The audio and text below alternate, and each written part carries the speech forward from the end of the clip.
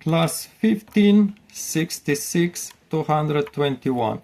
Class 15, it's flat on the ends. The ends are flat. Class 66, the ends are round.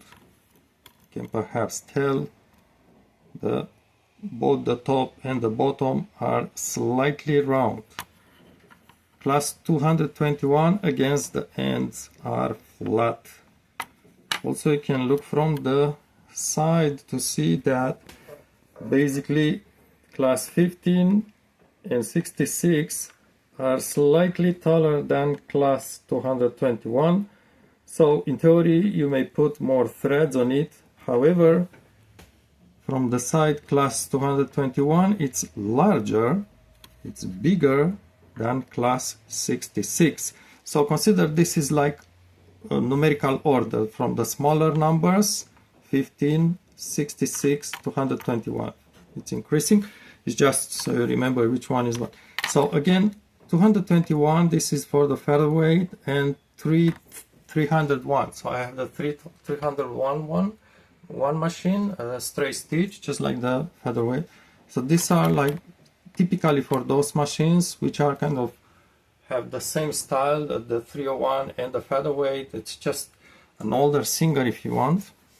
Now 66, class 66 is going to be for the later Singer machines.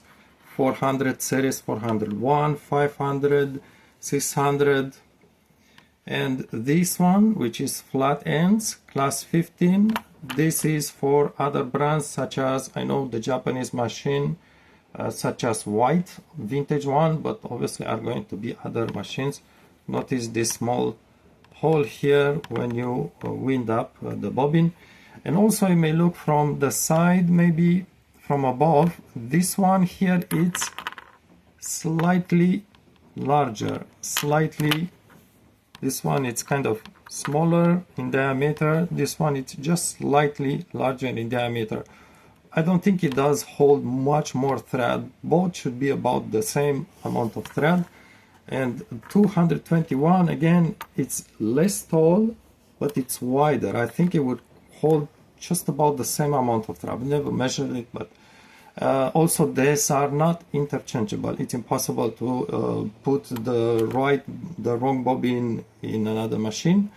And also it doesn't really matter if it's plastic or metal. I know manufacturers say some old machines use only metal sometimes. I don't think it's a big change in the way the machine is operating, because basically the bobbin, when the machine is working, does not have a lot of weight on it, and the weight of the bobbin doesn't really change the tension of the thread. The bobbin also doesn't rotate that fast, right? So it's really depends how fast the machine is going, but it does not affect the thread operation in itself or the thread tension. That's why my preference here would be just plastic, because plastic, as you can tell here, you see the amount of thread left inside, especially when it's less thread in there. The metal one you may also see because of small holes, but and also the plastic one, I feel like, I don't know, I don't care if they drop on the floor. Metal are obviously going to be strong enough, it's not a problem, but metal feels, perhaps people will like to handle better the metal ones because they are more kind of have a weight to them, it's kind of heavier. The plastic one is very slippery and it's easy to drop on the floor actually. So that's just the order of preference. Sometimes the plastic bobbins are easier to remove from the bobbin case.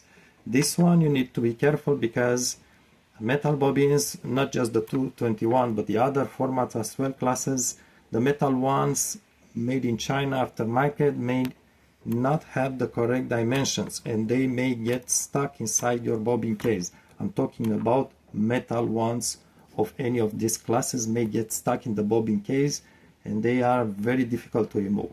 So if a bobbin does not fit easily in your bobbin case, never force. Perhaps you either don't have a good quality bobbin, or your bobbin case perhaps is not the original or is from a wrong machine, is not the right size. So don't force, because once the bobbin, metal bobbin gets stuck in there, it's very difficult to remove, and sometimes even the bobbin case is difficult to remove.